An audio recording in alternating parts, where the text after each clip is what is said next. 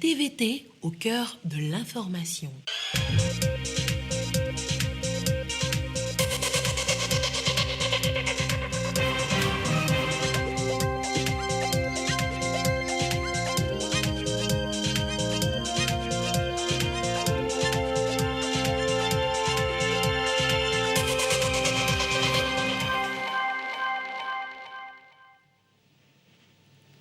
Bonsoir à toutes et à tous. Merci d'être avec nous pour le 20h de ce samedi. Au sommaire, la rencontre des producteurs membres des coopératives agricoles à Noche.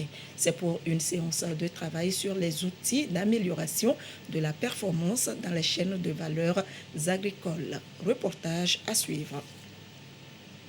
C'est fini pour les 19e journées scientifiques internationales de Lomé, édition 2022, 5 jours de fructueux échanges entre scientifiques africains et européens. Des propositions ont été formulées en vue de rendre les recherches scientifiques plus profitables au continent. Également, dans cette édition, la gestion des risques et la formation des cadres de l'administration publique. La rencontre porte sur la gestion des urgences sanitaires en cas de catastrophe. Et puis la Coupe du monde de football au Qatar, c'est dans un mois. L'Émirat, sous le feu des critiques, redoute l'absence des supporters et fait appel à des influenceurs. Voilà pour les titres. Bienvenue. Direction tout d'abord Noche, où des producteurs membres des coopératives agricoles ont reçu les outils d'amélioration de la performance dans les chaînes de valeurs agricoles, ce qui va leur assurer un marché disponible pour l'écoulement de leurs produits. Sylvain Radou. Ils sont des producteurs agricoles, mais ne disposent pas de mécanismes devant leur permettre de bien vendre leurs produits et jouir du fruit de leur travail. D'où cette session pour les outiller à maîtriser toutes les techniques en vue de bien écouler leurs produits sur le marché. La formation a ciblé les coopératives Femmes Vaillantes et Ditoma, une manière de les mettre dans une chaîne de valeur agricole devant leur garantir le marché. Avant, nous autres, on cultivait seulement et vendre. Mais au cours de cette formation, on a su que pour pouvoir produire maintenant, il faut avoir celui qui va acheter, chercher celui qui va transformer. Là-bas, on ne peut pas vendre seulement. Là-bas, on vend ça pour pouvoir gagner quelque chose.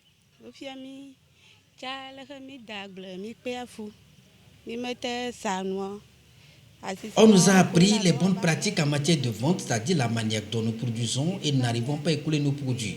Mais nous sommes désormais outillés pour produire et mieux vendre et réaliser des bénéfices.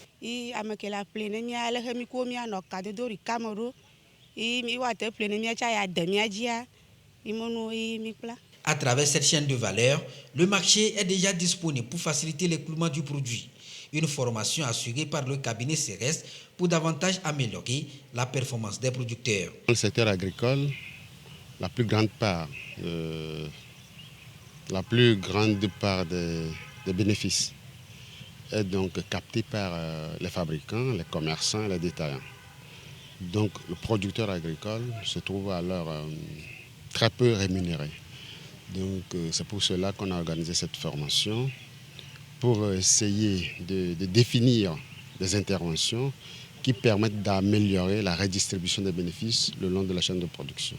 L'ambition du gouvernement, c'est de faire des producteurs de vrais entrepreneurs agricoles, d'où cet appui du Fonds national d'apprentissage, de formation et de perfectionnement professionnel FNAF-PP, un appui pour mieux relever le défi sur le terrain.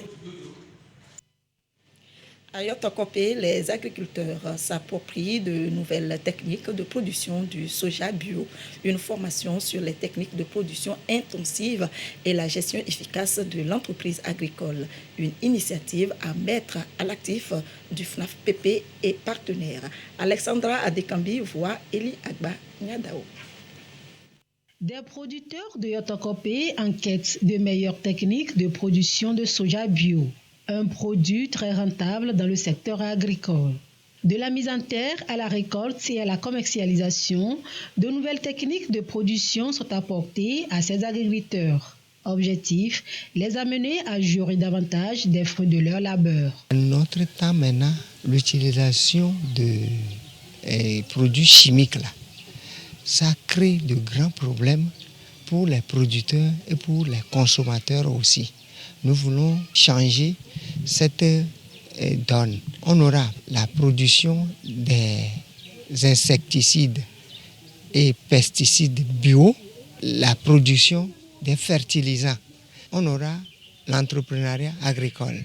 Ils sont des producteurs de soja, mais les techniques qui veulent les aider à mieux faire le soja, ils n'en possèdent pas. Nous attendons que ces producteurs-là travaillent d'une façon synergique et être professionnels dans ce métier pour gagner de l'argent.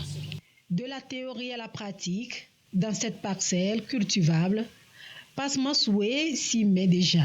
Il espère 2 tonnes de soja bio à la récolte dans quelques mois. Avant, on faisait ça à la hâte. Nous-mêmes, on produisait, on ne savait pas que vraiment si tu respectes la semence, les semis, surtout la sélection des semences, ça peut t'avantager.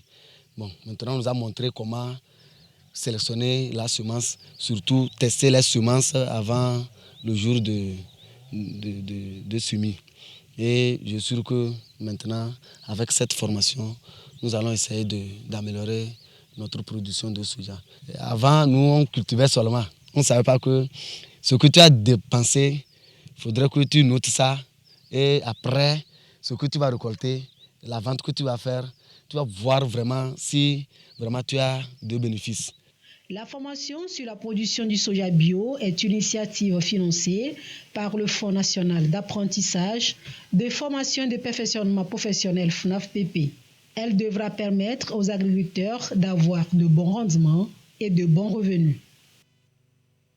Nous l'annoncions un peu plus haut, les journées scientifiques internationales de Lomé se sont achevées hier à la 19e édition avec à la clé des propositions en vue de rendre les recherches scientifiques plus profitables pour le continent. 5 jours de fructueux échanges entre scientifiques africains et européens. Écoutez ça là. Première surprise, après 5 jours d'échange aux 19e journée scientifique internationale de Lomé, le Sacre de Mathias et son équipe. Ils repartent avec le premier prix du concours de posters organisé pour marquer cette 19e édition. Le groupe a travaillé sur 2 dispositifs d'irrigation goutte à goutte dans la production du piment. C'est ce genre de recherche que les scientifiques africains entendent désormais promouvoir. Des recherches qui proposent des solutions aux problèmes qui minent les sociétés africaines. Dans la teinte de l'EDD9 qui met l'accent sur l'innovation et l'industrialisation à l'horizon 2030, les scientifiques proposent une synergie d'action entre tous les acteurs. À l'allure où nous évoluons, cet objectif risque de ne pas être atteint. Il faut appuyer sur la collaboration et le partenariat pour faire une recherche qui est transversale, parce que c'est ce type de recherche qui est porteur d'avenir pour que l'on puisse atteindre l'ODD9. Ça, c'est d'un. De 2, il faut axer les actions sur le partenariat. Et axer les actions sur le partenariat suppose que le monde de la recherche doit changer de paradigme, ouvrir ses frontières au monde socio-économique. Il y a un élément également important, c'est l'implication plus accrue des décideurs. Et c'est sur une note de satisfaction que les chercheurs et universitaires des 14 pays se séparent à Lomé.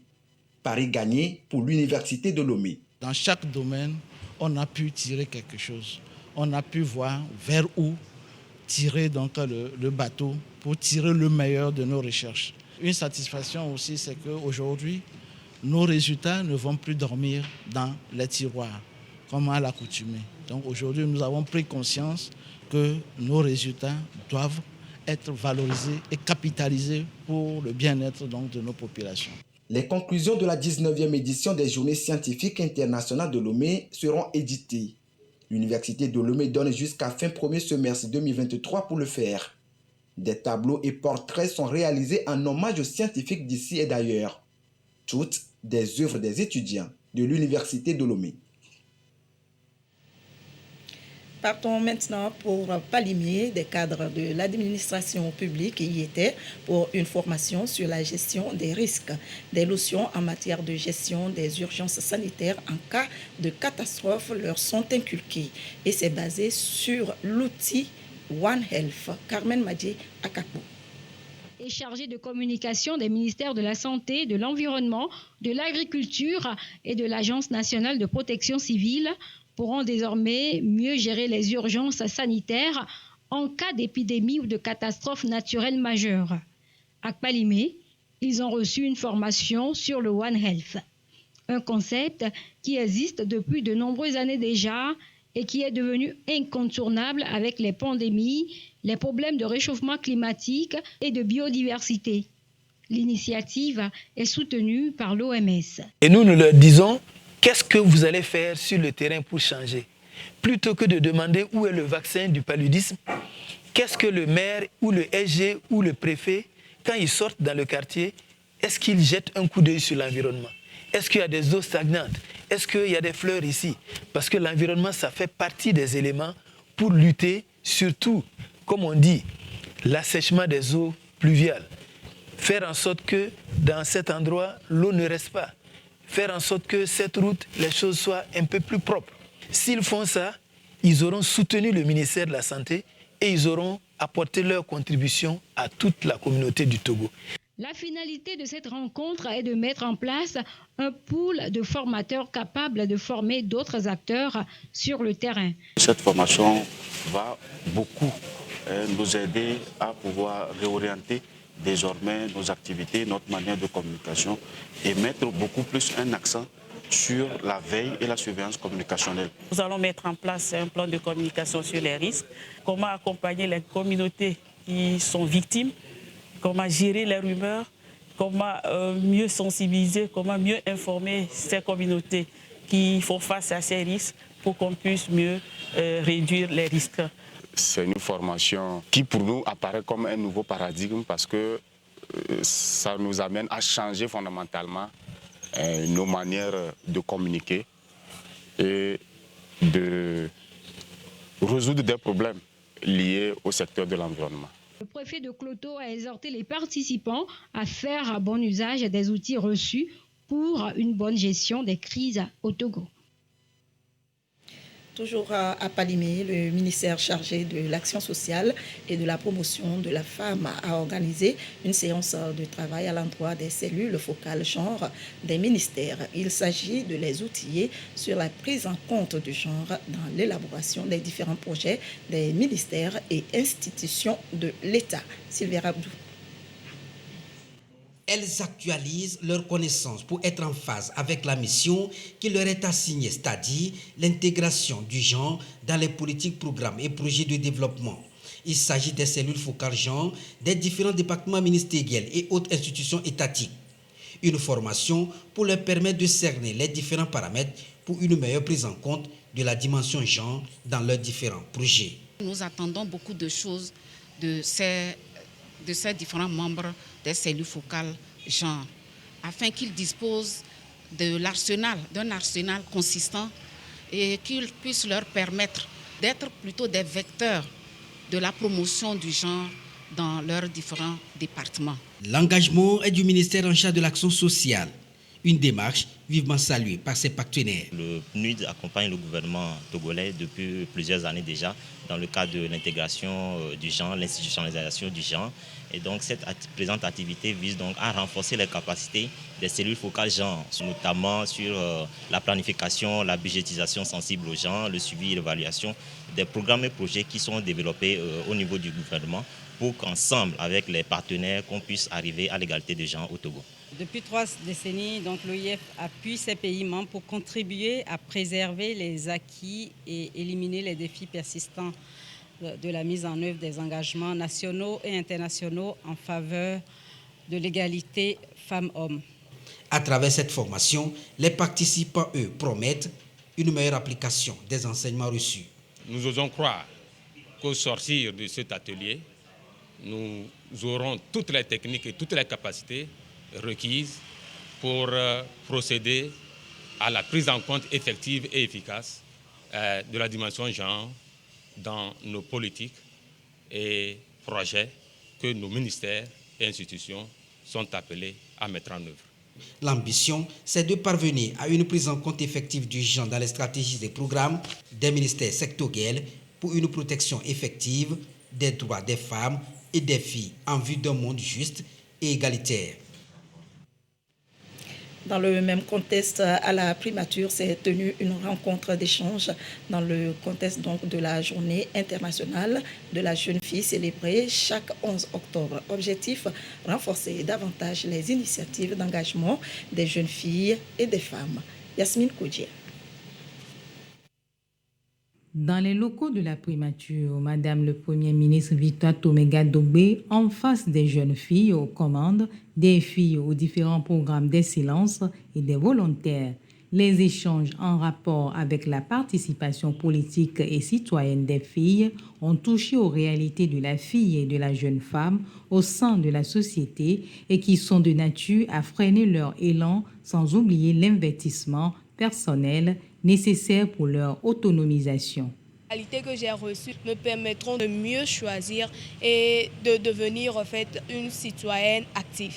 J'ai appris à dominer mon stress, à me faire confiance, à me dire que je peux y aller. Pour Plan International Togo, cette rencontre témoigne une fois encore l'engagement des autorités du pays à promouvoir la femme et la jeune fille togolaise. Madame le Premier ministre, pour avoir accepté cette rencontre d'échange avec les filles, malgré votre agenda que nous savons extrêmement chargé. Cela confirme votre engagement personnel à faire de la promotion de la femme et des filles une réalité au Togo. C'est donc une délégation très impressionnante de jeunes filles passionnées que vous avez l'amabilité et la grandeur de recevoir pour un dialogue cordial et inspirant. Un applaudissement spécial pour Madame le Premier ministre pour sa grande ouverture et sa volonté de dialogue. Volonté de dialogue pour l'édification de la jeune fille dont l'influence dans la communauté est vivement souhaitée. Les ministres présents à la rencontre ont déroulé leur parcours aux jeunes, s'en est suivi des questions-réponses. Les jeunes ont été plus que jamais encouragés. Ils sont donc invités par le Premier ministre Victoire Toméga-Dogbé à jouer leur partition pour l'avancement du pays. Nous avons besoin de jeunes gens, de jeunes qui impactent la vie de leur communauté. C'est là où ça se joue. À votre âge, vous devez penser opportunité, opportunité, opportunité. Nous avons la chance d'avoir ce leader visionnaire, le chef de l'État, dont l'ambition est de transformer de manière profonde, de manière durable notre pays. Et donc, vous devez vous former, vous devez viser l'excellence, parce que vous vous démarquerez par l'excellence de votre travail et de vos réalisations. Et pour finir, je voudrais vous inviter, mes chères sœurs, mes chers jeunes, à vous investir pour le Togo. S'investir pour le Togo, voilà le credo qui doit motiver la jeunesse togolaise qui bénéficie de plusieurs atouts après des réformes structurelles et structurantes engagées par les autorités togolaises. La mise en place de la zone de libre-échange continentale africaine, un projet très attendu par les commerçants, en particulier par les populations frontalières de nombreux pays africains. La mise en place de la zone de libre-échange continentale africaine est un projet très attendu, en particulier par les populations frontalières. À Cabinda, au nord de l'Angola, les habitants considèrent la ville congolaise de Pointe-Noire comme leur plus grand centre d'affaires. Mais ils se plaignent des tarifs douaniers pratiqués à la frontière de Massabi. Les personnes les plus proches de la frontière, les Kikalongo, apportent des régimes de bananes et du mayaka, le manioc bouilli. Et les Congolais viennent aussi en acheter. Aujourd'hui, en plus, il y a des gens qui viennent de Luanda, de la ville de Cabinda. Ils passent de l'autre côté pour acheter des vêtements pleins de choses et des moteurs de voitures. Le grand marché est la place principale de Pointe-Noire. C'est là que des centaines d'Angolais de Luanda et de Cabinda font du commerce. En général, les Angolais achètent plus parce que vous savez, avec cette frontière qui sépare l'Angola du Congo, vous n'avez pas d'entrepôt. Il n'y a qu'ici que vous avez tout. Alors les gens dépendent d'ici parce que c'est proche. Il suffit de 45 minutes pour entrer ici, au Congo, et acheter. Et le jour même, on peut retourner au pays. Cabinda n'est pas encore dans une zone de libre-échange, mais les caractéristiques du territoire ont conduit le gouvernement à créer des conditions plus favorables au commerce avec la République du Congo. Nous avons, au niveau de la province de Cabinda, un régime fiscal différencié du reste du pays. Les populations qui viennent jusqu'à 10 km de la limite frontalière ont une fiscalité différenciée, c'est-à-dire qu'elles ne paient pas lorsqu'elles importent des marchandises, tant que ces marchandises ne sont pas de nature commerciale. Pour ceux qui vivent du commerce, les tarifs douaniers sont également plus bas, mais il faudra encore patienter pour que ces frais de douane disparaissent complètement. Une fosse commune contenant les restes de 29 personnes a été découverte au Malawi, a fait savoir la police qui présume qu'il s'agit de migrants venus d'Éthiopie. Le Malawi est régulièrement traversé par des migrants d'Afrique de l'Est pour rallier illégalement l'Afrique du Sud. Malawi, 29 corps ont été retrouvés au total après la sinistre découverte d'une fosse dans une forêt du district de Mzimba dans le nord du pays. Une équipe de médecins, de légistes et de policiers malawites se sont rendus sur place pour procéder à des autopsies. C'est un phénomène tout à fait inédit que nous n'avons jamais connu auparavant. C'est quelque chose qui a choqué tout le monde dans le district de Mzimba. Des villageois de la région de Mzimba sont tombés sur le charnier en ramassant du miel sauvage dans une forêt, à proximité d'une route reliant le Malawi et la Tanzanie, très empruntée par les passeurs qui transportent des personnes vers l'Afrique du Sud.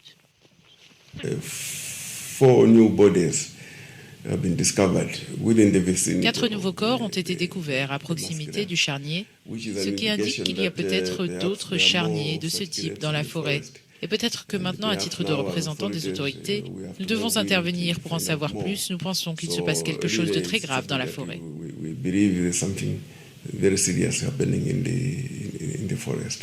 Selon les autorités, les preuves recueillies sur le site indiquaient que les victimes étaient des hommes éthiopiens âgés de 25 à 40 ans. Le porte-parole de la police du Malawi, Peter Kalaya, a déclaré qu'entre janvier et septembre de cette année, les autorités avaient intercepté 221 migrants clandestins, dont 186 Éthiopiens. À l'étranger, toujours en Tunisie, des jeunes d'un quartier populaire ont protesté toute la semaine contre les violences policières. Il y a eu des arrestations, une trentaine. Des jeunes réclament justice pour Omar Labidi. Ce supporter de football est mort noyé dans une rivière en 2018 en tentant d'échapper à une patrouille de police. Depuis près de 4 ans, le procès traîne. Malheureusement, la culture de l'impunité perdure et le ministère de l'Intérieur, ainsi que les syndicats policiers, sont en première ligne de cette culture. Ils ne sont pas tenus responsables de ce qui s'est passé. Et ce n'est pas un cas isolé. À Haït Adamen, un autre quartier populaire, des jeunes sont sortis tous les soirs cette semaine protester contre la violence policière après la mort de l'un d'entre eux le 14 octobre, Malek Selimi avec 24 ans. Ce journaliste indépendant aide des militants à documenter les événements sur une page Facebook, Radio État d'Amen. Ici, par exemple, on a une vidéo des heurts au quartier de Douaricher, envoyée par un de nos contacts. Nous avons un carnet d'adresses et nous tentons de vérifier au mieux les contenus que l'on nous envoie. La Radio État d'Amen devient ainsi une plateforme d'échange d'informations. Le ministère de l'Intérieur a procédé à une trentaine d'arrestations suite aux échauffourées de cette semaine. Dans une vidéo, Malek avait témoigné des maltraitances policières qu'il avait subies avant de tomber dans le coma. L'un de ses amis qui a gardé son anonymat exprime son désarroi. Nous avons confiance en la justice. Tout ce que nous voulons, c'est que Malek ait droit à une justice équitable. L'affaire est loin d'être terminée. Cette femme attend la libération de son frère, proche de Malek et témoin des circonstances de sa mort. Il a été arrêté à son domicile et il est actuellement interrogé par la police. Hier, j'ai tourné pendant 1 heure dans le centre de police de Gorjani en demandant où était mon frère. Et à chaque fois, on me donne une version différente. Je n'ai pas de ses nouvelles. J'ai vraiment l'impression qu'on essaie de lui mettre la pression, de l'intimider. Ces dernières années, la Ligue tunisienne des droits de l'homme a répertorié près d'une vingtaine de cas de jeunes décédés dans des circonstances suspectes lors d'altercations avec la police. En Éthiopie, des manifestations auraient été organisées par les collectivités locales pour soutenir la dernière offensive du gouvernement fédéral dans la guerre en cours dans la région du Tigré. Manifestation qui s'inscrit dans l'espoir de pourparlers entre le gouvernement et les rebelles. Plusieurs villes d'Éthiopie ont organisé des rassemblements anti-occidentaux. Ces manifestations auraient été organisées par les collectivités locales pour soutenir la dernière offensive du gouvernement fédéral dans la guerre en cours dans la région du Tigré. Des centaines de milliers de personnes à travers le pays ont répondu présents à l'appel du gouvernement et de ses partisans. Ce que je veux transmettre à l'Occident, c'est que nous voulons la paix et l'amour. Nous ne souhaitons la mort de personne. Tous les peuples sont nous semblables. Nous ne souhaitons pas subir l'ingérence de qui que ce soit. Nous pouvons gouverner notre pays en toute souveraineté. De nombreuses personnes ont déployé des banderoles exhortant les États-Unis de cesser de soutenir le Front de libération des peuples du Tigré. Le gouvernement reproche plus ou moins ouvertement aux pays occidentaux, États-Unis en tête, de s'ingérer dans ses affaires internes. Pour que le pays et le peuple soient civilisés, nous vous avions demandé de soutenir les projets de développement. Ne soyez pas un sponsor de guerre. Telle est la voix de toute l'Éthiopie. Cette manifestation s'inscrit dans l'espoir de pourparlers entre le gouvernement éthiopien et le TPLF pour mettre fin à la guerre qui fait rage dans la région. En page nationale, suivi et évaluation de la campagne de reboisement, le ministère chargé de l'Environnement a amorcé une tournée à cet effet. Les acteurs sont appelés à se mobiliser pour intensifier cette opération dans la région des plateaux. Sylvain Abdou. La protection des berges, un moyen pour l'intensification de la politique de reboisement engagée par le gouvernement togolais. Après la présentation des résultats de reboisement 2022 à tous les acteurs de toutes les préfectures de la région des plateaux, l'accent est également mis sur cet aspect afin de lutter efficacement contre le phénomène du changement climatique. À Ani, les acteurs entendent jouer leur partition. L'engagement, il est total. Il est total parce que la question environnementale, ce n'est pas seulement les arbres, c'est l'air, c'est la santé, c'est les hommes. Bon, donc notre engagement est total. Vous avez vu les chiffres par rapport à l'année passée. On a amélioré un tant soit peu. L'un des objectifs de la double ambition quinquennale et décennale est de lutter contre la dégradation des berges. Aujourd'hui, la plupart de nos cours d'eau sont dégradés. C'est ce que nous vivons ici. Et tout ça, là, c'est causé par nous-mêmes, la déforestation et autres. Pourtant, leur restauration devrait pouvoir nous permettre de lutter contre l'inondation et créer des microclimats à la ville. Des efforts sont faits cette année secte, mais beaucoup reste encore à faire pour atteindre les 25% de couverture forestière d'ici à 2025 et les 1 milliard de plans à l'horizon 2030.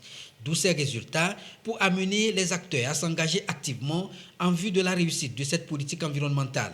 On a vu que les acteurs sont mobilisés et selon, n'est-ce pas, les critères ou les stratégies préalablement définies, si on continue par respecter cela, nous sommes en phase et qu'on aura un bon résultat. À travers cette politique, les élèves sont aussi mis à contribution. Une autre stratégie développée pour améliorer le système de reboisement au Togo. Sport football pour finir. Dans un mois, la Coupe du Monde débutera au Qatar. L'Émirat, sous le feu des critiques, redoute l'absence des supporters. Alors, tous les moyens sont bons. Des influenceurs approchent des groupes de supporters occidentaux et leur proposent de prendre en charge tous les frais de voyage pour assister au match. Flambant Neuf cherche supporters pour mettre de l'ambiance. C'est en substance le message reçu par plusieurs fans de foot à travers le monde, comme Joseph Delage. Il y a quelques semaines, il est contacté via les réseaux sociaux par un influenceur se disant proche du Qatar. Il lui propose une offre sur le papier difficile à refuser. Ils me vendent le bon plan, parce que c'était effectivement un bon plan, en fait, avec l'avion, l'hôtel, des places garanties pour le match d'ouverture, éventuellement pour d'autres matchs également, et avec une présence sur toute la durée du premier tour. Joseph Delage a refusé l'invitation. Il n'ira pas au Qatar. Supporter des Bleus depuis 30 ans, il fait partie d'une association reconnue par la Fédération française de football.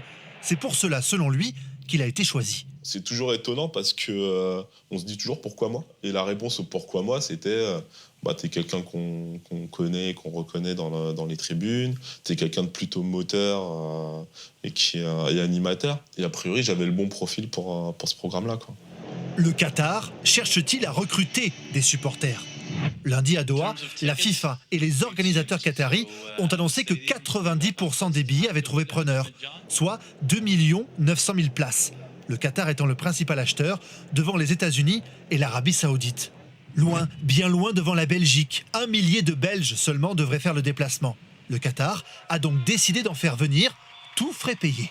C'est le comité d'organisation de la Coupe du Monde au Qatar qui a en effet pris contact avec certains supporters pour en effet régler les vols, régler les frais d'hôtel ainsi que les tickets pour le match d'ouverture. Le match d'ouverture entre le Qatar et l'Équateur est dans 1 mois. Les organisateurs l'assurent, le stade sera plein. Et c'est ainsi que se termine ce journal. Merci de votre attention. Dans un instant, la météo, à suivre le concert party de Gbadamassi et sa troupe théâtrale. Juste après, tout est calé. Kevin et ses invités, l'édition de nuit sera présentée par Ali Denyasimbi. Merci de votre fidélité et très belle soirée à vous.